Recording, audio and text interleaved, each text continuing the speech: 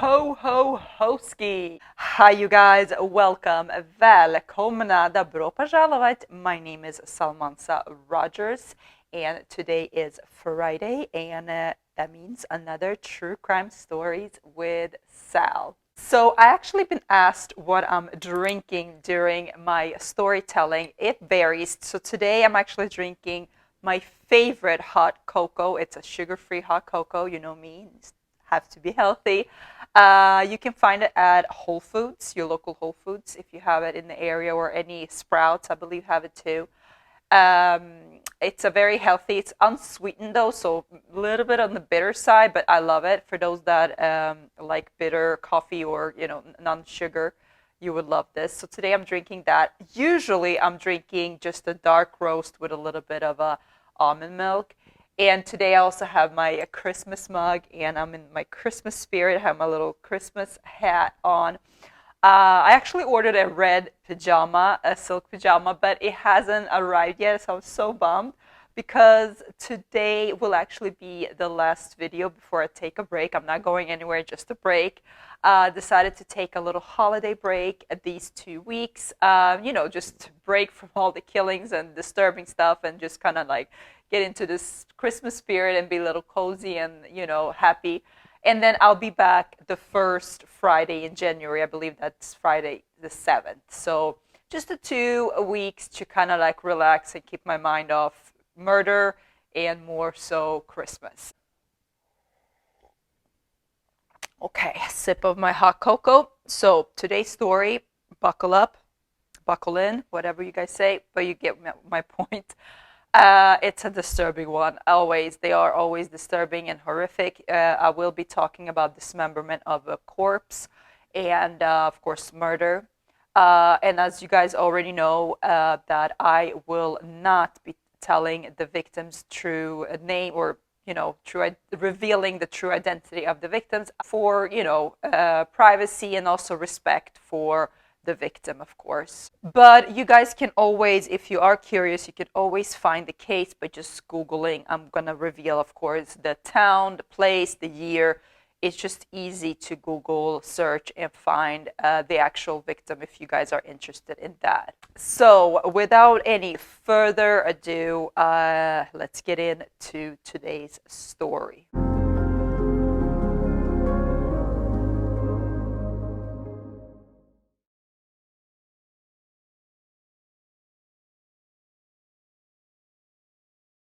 Today's case will take place in Connecticut, and the time frame is in the 80s, so more particularly 1986. This case is actually a Danish and American case. So the victim is actually from Denmark, and the perpetrator is American. So I will be talking about a couple, the woman who I will call Madeline, and her husband Richard. So Madeline is Danish. I think you say Danish. I feel like that's a pastry, but she's from Denmark. She's born and raised in Denmark. She's the only child, and Madeline always, I feel like it's a lot of Scandinavian people that always have this dream of, traveling. I feel like I had another case about a Swedish girl, the same kind of, wanted to see the world, want to travel, want to get out of the little town that she was from. And Madeline, when she turned 22, she decided to become a flight attendant. And that's exactly what she did. She started flying commercial airlines and then eventually upgraded to international. And in 1969, Madeline met her husband, Richard, who was also a pilot at the same airline. And Richard was actually 10 years older than Madeline. He was already kind of like experienced, and he was also, a war veteran, and he worked part-time as a police officer. So he had a lot of crazy stories and had a lot of stuff that he'd been through in life. So I think that intrigued Madeline a lot, coming from a small town in Denmark and meeting this American exciting person, man. So I think that's what kind of like led Madeline to kind of eventually fall in love with Richard. Rumor has it that when Madeline and Richard were kind of like seeing each other or getting to know each other, Richard was actually engaged to another woman. And it was not until Madeline fell pregnant that Richard ended that engagement with another woman and decided to marry Madeline. Just a side note to kind of set the scene up for you guys. So back then, flight attendants and pilots, they were kind of like, hooking up a lot, especially in that airline, according to sources. There were a lot of like behind the closed doors when they, stay at the hotel before their flights or what have you. A lot of drama going on, a lot of people sleeping with each other. So it was a lot of messiness. Personally, I feel like, going into a relationship, knowing that your significant other is actually engaged or recently, like very recently, ended a relationship with someone else, for me personally, that's a red flag. I feel like, I don't know, if he can do that to that woman or, what made me so special, So I feel like that should be a red flag, but this is just me talking about my personal opinion, and red flags that I would look out for. But according to, apparently this didn't bother Madeline, so she was pregnant now, and her and Richard got married. But also, upon later on, Madeline's friends and coworkers actually was saying that during Madeline's first pregnancy, Richard was always kind of like MIA, and she felt like she was very alone throughout this pregnancy. She didn't see a lot of help from Richard, and she felt like, I would never ever get pregnant again because it was a horrible experience. She didn't like it, and she felt alone. But despite all that, Madeline and Richard actually had two more kids. So they had two boys and a girl. I believe the girl was the youngest, and then two boys. So they have a total of 3 kids down the line, down the road, down the years. And another thing to also point out in this relationship, even though Madeline and Richard were both working in the airline field, Richard, as a pilot, were making a lot of money back then, and he could easily have his family surviving on one paycheck, on his paycheck. But he, according to sources, was a very cheap person. So he was in charge of the family's family's money and stuff. And he had Madeline go back to work right after she was done with the third child, or giving birth to the third child. They hired a nanny, and both of them went back to work full time. So, and with the financial situation, so Richard was in charge of their money, and he made sure that all of the paychecks that Madeline were bringing in was spent on food, on the children's clothing, and the vacations, the activities. While his own money, either he would save it for a rainy day or spend it on his guns. Like, he apparently was a gun fanatic and loved guns, or just spending stuff, like buying stuff for the house, like that would benefit him, So yeah, he was very cheap when it came to money and who would spend what. So basically, according to sources, he never spent any of his money towards his children or his wife. Now, fast forward to 1984 and the devastating news that the family was hit with. So you see, Richard was diagnosed with colon cancer, and the doctor told him that he had only 2% chance of surviving. So of course, this was just a shock, a devastation, heartbreak for the whole family. And Madeline made sure that she stayed by Richard's side throughout chemotherapy, throughout all of the misery, throughout all of the sleepless nights, throughout the worry, throughout the heartbreak, heartache, all of it. And after a few months of chemotherapy and all of that, surprisingly, Richard actually beat the cancer. So he was pronounced in the beginning of 1985. He was pronounced cancer-free, and this was a amazing news for the whole family. So you would think that after all of that, going through cancer and have Madeline, your wife, by your side through all of this, you would feel and you would think that this would bring the family more closer and, more loving towards each other. But oh no. As soon as the news of Richard being cancer-free came, and kind of like a little relief for Madeline as well, that she doesn't have to take care of him as much as she was. She could kind of go back to her normal routines, to her job. She started to notice that Richard, sometimes he could not come home at all, or like make up some excuses.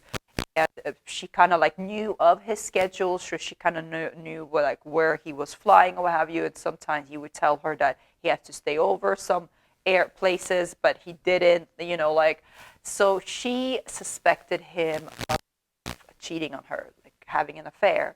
So in 1985, she hired a private detective, basically told her suspicion to this private detective, and asked him to kind of follow Richard and see what he's up to, what he's doing on his business trips or whenever he's not at home.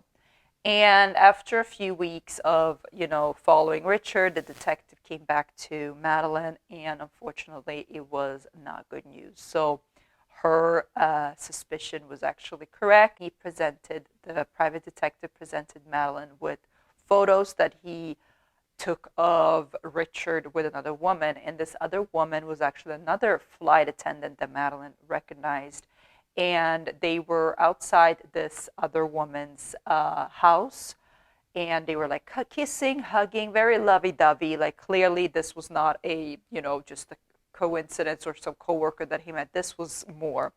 And apparently came to find out that he was actually buying gifts to this woman, Christmas gifts, that this affair didn't just happen yesterday. This affair has been going on for over years. And in fact, Richard has actually been seeing other women for almost during their whole marriage. So he was cheating on Madeline pretty often. As you guys can imagine, this definitely broke Madeline's heart. Not only was she there for him during chemo, she is spending all her money on the children. He's never spending a dime. And now she understands why that is, because he's spending all his money on other women. She just decided this is not going to work. I want a divorce. So she met up with an attorney and she started the divorce procedure papers. And she actually mentioned to the divorce lawyer that if something ever would happen to her, don't ever think that it's an accident. And she also mentioned that to a few of her friends and co-workers at her job. Because you see, not only was Richard an asshole, a cheap fuck, and a cheater, he was actually also known to have a very violent temper. So sometimes Madeline could come to work with bruises on her face, on her arms, and she actually confided in a few to her friends that he's been hitting her sometimes on occasions when they were fighting.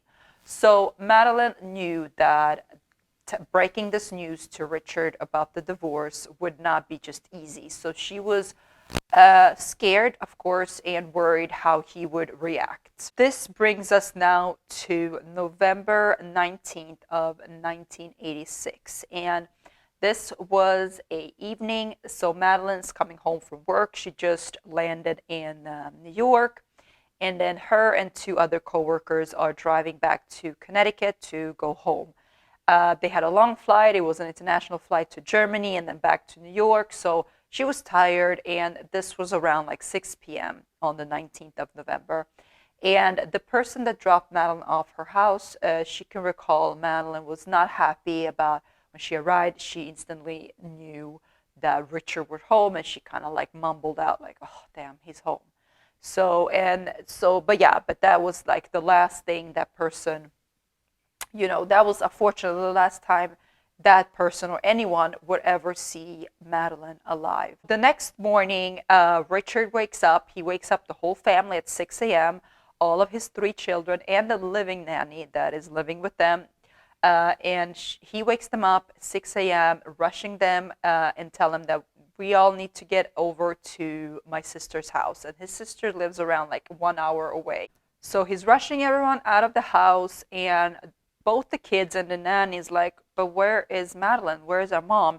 And he was like, don't worry about it. She will be there after. I'm going to drop you off, guys, and she will arrive there later. Once they arrived at Richard's sister's house, immediately the sister was also like, where is Madeline? Because this was something that the whole family was planning on, going over to the sister's house. And then the same thing, Richard's like, she will be there in a few. As soon as he dropped off the kids and the nanny at his sister's house, he proceeded to leave. So he didn't stay at the sister's house. I don't know if he had an excuse or what have you, but he just left his sister's house. And he will not return to his sister's house until 7 p.m. So remind you, he woke them up at 6 a.m., probably like drop off the kids and the nanny around 7-ish, 8 a.m., and then didn't return 12-ish hours later, so around 7 p.m. to the sister. And no one knows what he did throughout those 12 hours. And during the whole 12 hours, Madeline never showed up to Richard's sister's home, and no one heard anything from Madeline. A few days passed by, and actually it was Madeline's time to, work for another flight. And she didn't show up to work, and that concerned her coworkers because she was a woman that would never ever miss a flight, or if she would definitely call in and tell them. So they, of course, contacts Richard and say, hey, Madeline didn't show up for her flight today. Have you seen her? What's going on? And Richard told them that, yeah, she's actually in Denmark. Her mother suddenly got sick, and she had to just go there. This was just a sudden thing, and she's in Denmark visiting her sick mother. He also told them that she parked her car at the airport staff parking, and that's basically the last time or he ever spoke to Madeline again.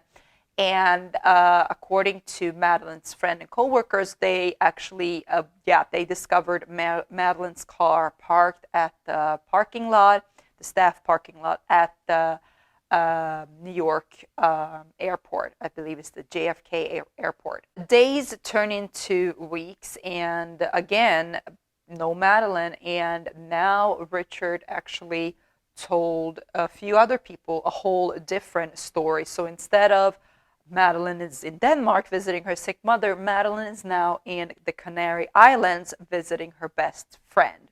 So to some people, he told them Madeline is in Denmark, and to some other people, she's in Canary Island. And one of Madeline's actually very close friend, she called, I believe she's also from Denmark, so she called Madeline's mother back in Denmark and asked her, like, hey, is Madeline with you? And I heard you were sick. Is everything okay? And as soon as Madeline's mom heard this, she's like, I'm not sick. I'm totally fine. I haven't heard from Madeline. She's scheduled to come visit me in April. And mind you, this is November. Immediately when Madeline's friend hears this, she knows something is up. Something horrible is up. And she actually contacts Madeline's private detective, the guy that Madeline hired to follow Richard to see if he was cheating on her. And the private detective, and he kind of like grew fond of Madeline in they established a great relationship, and he felt sorry for Madeline for all of the things that she'd been through with Richard. And as soon as he heard that Madeline hasn't been seen in weeks, he knew exactly. He knew that this was more sinister than, this was bad news. So the private detective felt like he needed to file a missing persons report. So he went down to the police station and did so.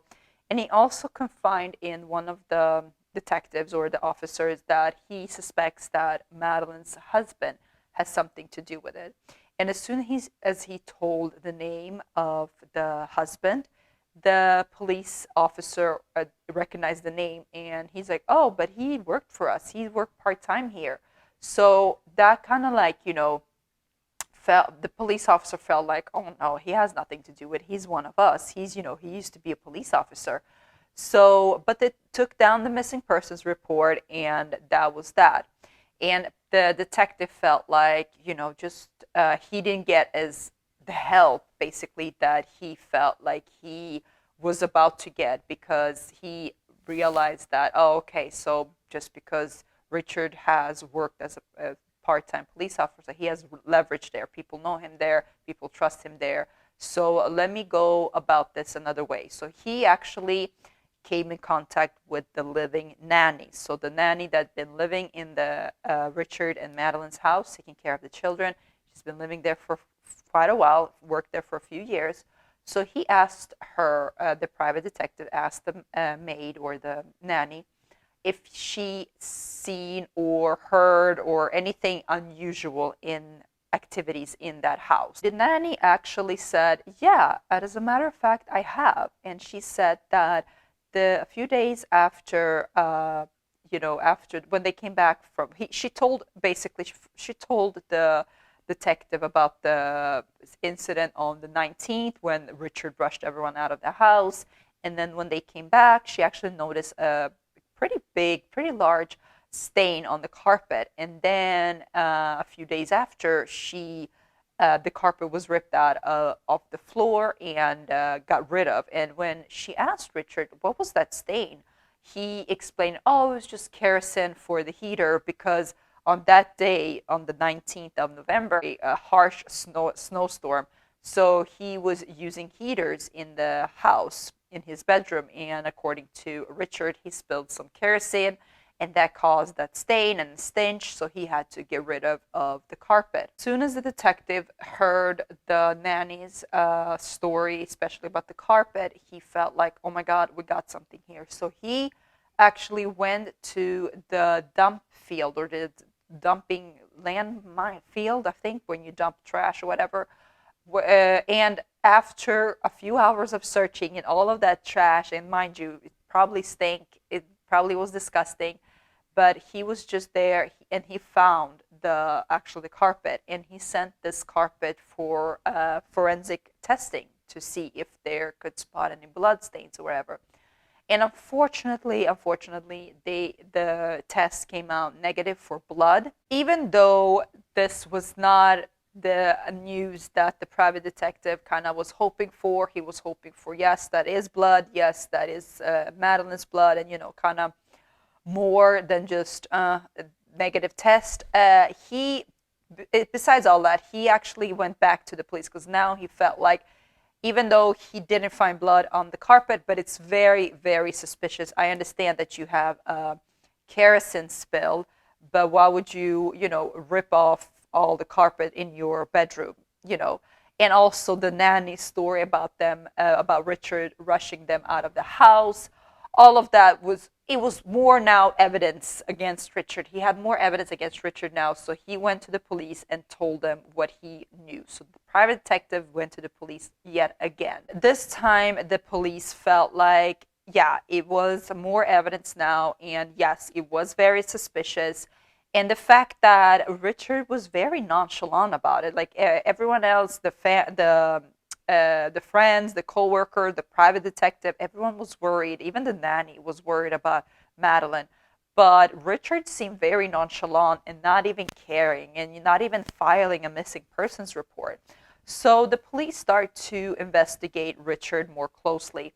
And they actually went so far as in looking into his credit cards activities. And they found out some pretty suspicious things that he purchased, that during that time of Madeline's disappearance. They found out that the next day he purchased some new bed sheets, some new bed clothes, or like a little comforter, a new comforter for the bed. And he also purchased a freezer, And they found also receipts or credit card activity that he rented a U-Haul. And for those that don't know what a U-Haul is, it's basically like a company that rents out small, big, medium trucks for when you are moving out. So you can either hire a company to help you move out, or you rent a U-Haul, depending, size is up to you, depending on how much furniture shit you have in your home, and you can just do it by yourself. So he rented that U-Haul, and he also rented a wood chipper. So this was definitely eyebrow-raising, suspicious situation. And they brought Richard in for questioning, and upon questioning, Richard actually told the police that the reason why he'd been telling people different stories is because he was embarrassed and he didn't want to, flaunt his dirty laundry out there. And because apparently Madeline wanted a divorce, and him and her just had a little argument, and she stormed out the house and she basically left him. He didn't know where she's at, and he was embarrassed to tell everyone because it's none of their business and it's between them. And sure, I get it. It's a legit answer. Like, I understand not everyone wants to tell, like, yeah, my spouse is leaving me and they're going to divorce me. Of course, it's not fun. But it's been weeks now. Like, I mean, you don't know where your wife is. Her mother doesn't know. Her friends doesn't know. Doesn't that make you kind of like suspicious or scared, worried? Where is your wife? And they also have him do a lie detector test, and he actually passed. He passed the lie detector test. So the police couldn't do anything at that point. So they kind of like, okay, let it be for a while. Now this whole case, basically this whole missing person of Madeline, this Danish flight attendant gone missing, the media got hold of this case, and it kind of like almost not blew up, but it was aired in a lot of TV stations around Connecticut. And around that time, a local man who was working as a snow plow, again, those snow machines that clear out the roads, he actually came forward to the police, and after seeing the news about the missing flight attendant, and he felt like, because he remembered on that particular day, so remember, 19th of November, he was actually, using his machine to clear out the snow from the roads, and he came across a U-Haul and a man wearing a orange jacket, and he saw a wood chipper as well. And upon approaching this man, he kind of like looked first like, what's going on? Why is this man out here in the middle of nowhere? It's a snowstorm. We're using a wood chipper. But then he felt like, oh, maybe he's, helping out. Maybe he's just chipping some trees that fell out and helping out, clearing out the road. And upon approaching this man, the snowplow guy, he, seeing that this man is basically motioning for him to move on, I'm good, I'm okay, you can go, move on, like, go around me. And he did that. He went around, and once he went around, he kind of like looked again. He couldn't see anything suspicious. He saw that the back trunk of his car as well was open, but he couldn't see anything inside of there because it was, again, dark. It was like around 4 a.m. And he just, continued his job. And then 2 hours later, when he was done, he was coming back the same route. He could see the car, he could see the U-Haul and the wood chipper, but he didn't see the man or anything. The car was closed, the doors were closed on the car and the U-Haul, and the man was gone. He didn't know if he was in the area around or he just left, but he just, didn't do anything about it, just carry on, went home, and that's it. Until he heard this news that this woman went missing on the 19th, and he kind of like put two and two together that, oh, that was the night that I saw that weirdo in the middle of a snowstorm. Like, maybe this is connected. So yeah, he told the police his version of events. The police didn't wait. They quickly sent their team out to the area, in that area that the man saw this U-Haul, this car, and this man with the wood chipper. And there was an area actually close to a lake. And as soon as they arrived there, they start to search everything, and they actually had their divers, a diving team, come in. Unfortunately, it took quite a while because, again, this is Connecticut in the middle of December now. It was freezing cold temperatures, and the divers had to go in like just a few minutes and then come up again. So it was a long process to dive back in the cold water. But what they discovered was just horrific. During their search, they found some human tissue, fragments of human bones, skin, human blonde hair, a tooth, like a piece of a tooth or a crown of a tooth. They found a toe, and they found a fingernail with pink fingernail polish. And immediately they gather all the evidence, and also in the bottom of the lake they found a chainsaw. And when they fished that chainsaw up, they could see also the hair fibers, or the blonde hair was stuck to the chainsaw. And someone that had been using that chainsaw actually scratched off the number, the little tin number or whatever. So they took it in for evidence, of course, to the forensics to find out if the chainsaw matched the serial number, matched the receipt. So I forgot to mention that when they were looking into Richard's purchases with his credit card or what have you, they also found a purchase of a chainsaw. So, but the chainsaw that they found, the numbers were scratched off purposely. So they took that in to find out if they could actually retrieve those numbers and see if it matched to the receipt. During all of this, Richard was actually in Florida for a Christmas vacation with his kids. So the police felt like they didn't want to waste any more time, so they sent a troop of, I believe, army troop to Richard's house to basically break into the house and see if they can't find any other evidence regarding this.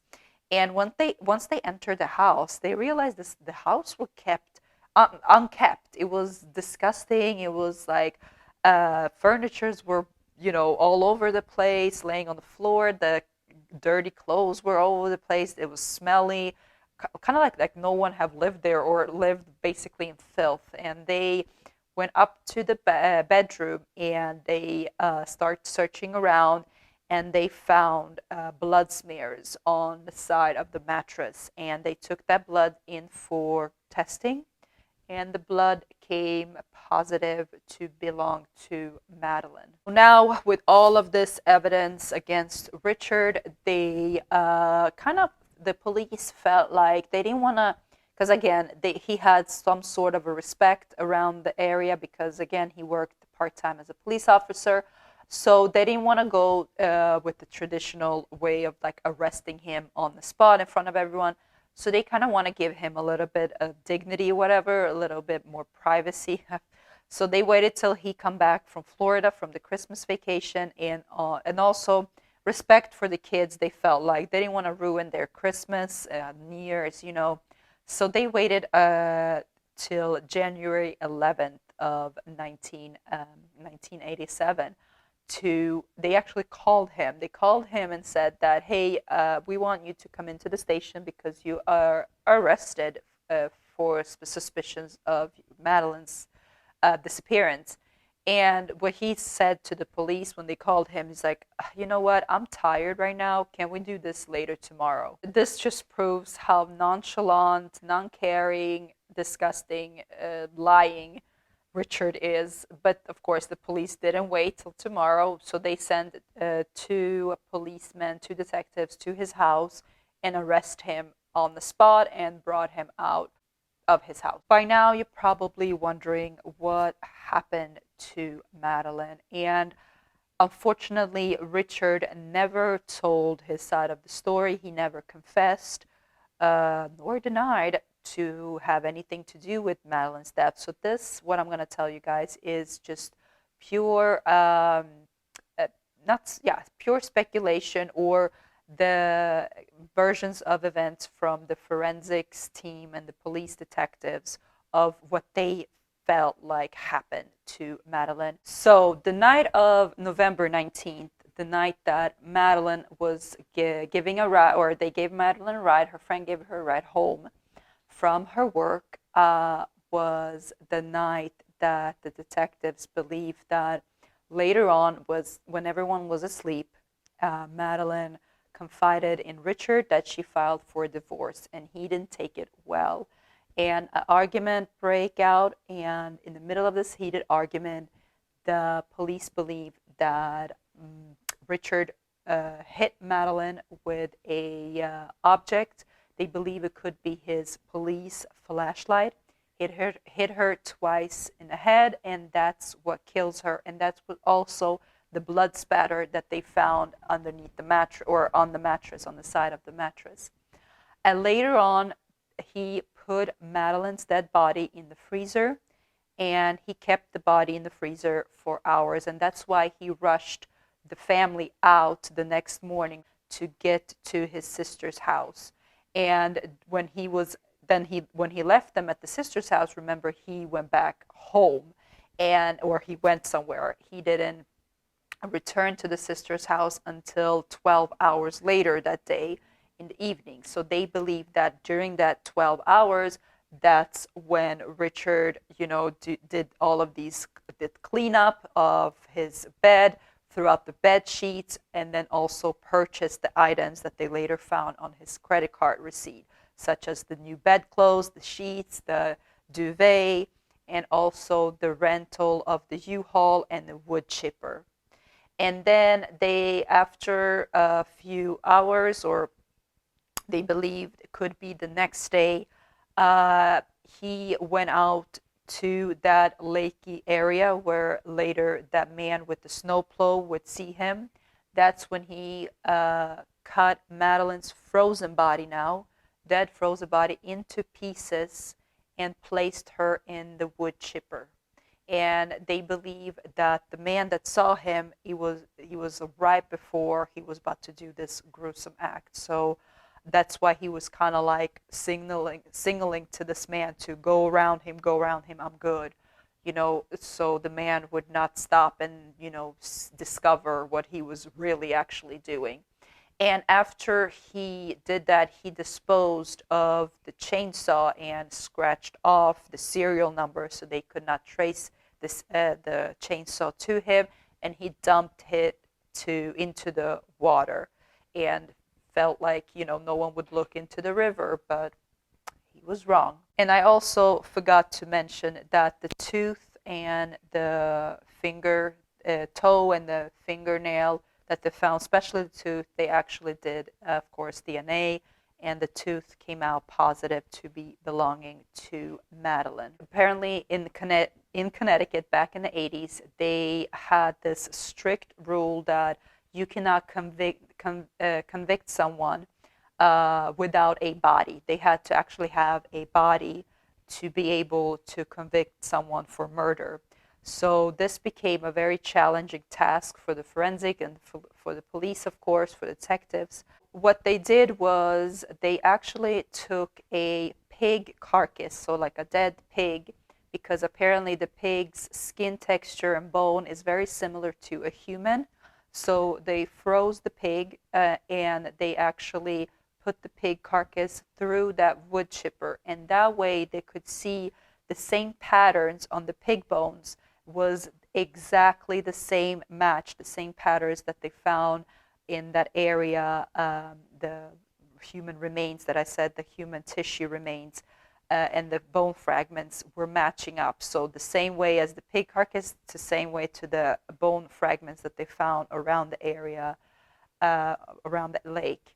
And also because they found the tooth, because they found a finger and the toe, that all basically led the detectives to get this case, to basically prove that Madeline was killed and basically put through a wood chipper. To me and you, this looks like a done shut case. Yes, Richard is guilty, put him in jail for life, the end, right?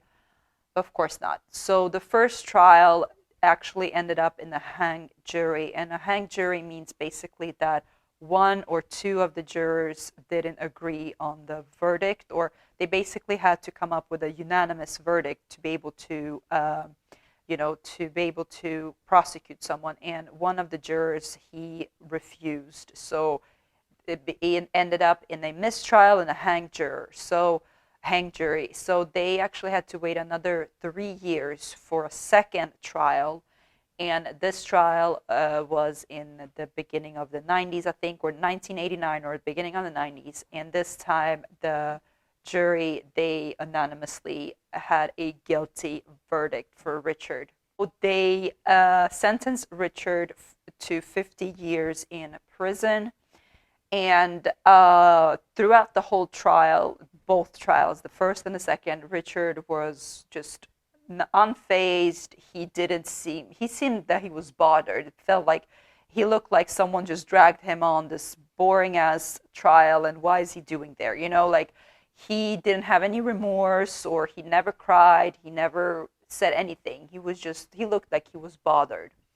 Right now, as of 2021, Richard is actually in his late or mid 80s, and he was actually released in 2020 for good behavior.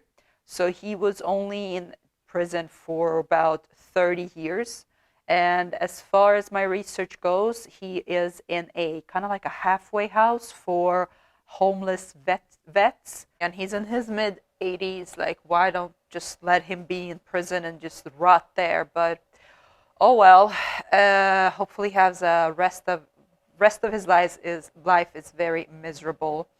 And as far as his 3 children, his sister took care of or adopted the kids, and hope that they have somewhat normal life. I mean, of course, nothing can take their mother back, but I hope that the aunt, took well care of them, and I'm sure she did. As far as Madeline's mother, I couldn't find if she's still alive, but I'm sure that this was just a heartbreak. And remember, Madeline was her only child. So, yeah. Yeah, that's basically it. That's the case. And so unnecessary. Like, I don't understand. You already cheating on your wife. You have been cheating on your wife for years. You are a cheapskate, and you clearly don't care about anything else but yourself. And if your wife wants to divorce you, like, that should not be a shock. Like, just let her go back to your mistresses. I'm sure you have plenty. Let them, take care of you, what have you. Like, why murder someone? And not just murder, like literally freeze their bodies and chop them into pieces. Like, what kind of sicko are you? So yeah, I hope Richard has a miserable, disgusting life wherever he's at. And yeah, crazy. Well, okay, my darlings, I hope you guys enjoyed another gruesome case here, another disturbing and very heartbreaking case. Of course, my heart goes out to all of the loved ones, Madeline's kids, Madeline's mother, friends, and everyone that was affected by this. If you guys have future cases, I always encourage you guys to leave some comments below for future cases. And of course, if you do leave some comments about this case, make sure they're nice comments. You don't want anyone else reading this and be part of, or like any family members or loved ones of Madeline's reading this and see some negativity. We don't want that. So keep in mind, if you're about to write something, make sure it's nice. And like I said in the beginning of this video, I'm taking 2 weeks off to celebrate Christmas and New Year's and kind of get my mind off of this, true crimes and what have you. But I will be back on January 7th with a unsolved case this time. So make sure you are subscribing. Make sure you like this video. Give me some love. My channel is still small, so all the more love, the better. If you know someone that knows someone that knows someone that enjoys true crime, send them my way. Share this video. And thank you guys again for watching, for leaving comments, for liking. appreciate you guys so much. Thank you for my new followers. Hi and welcome. So happy to have you. I hope you guys stay safe during this holiday season. Wish you guys a Merry Christmas and, of course, a Happy New Year. And I see you guys in the next year. Ciao, Cacao.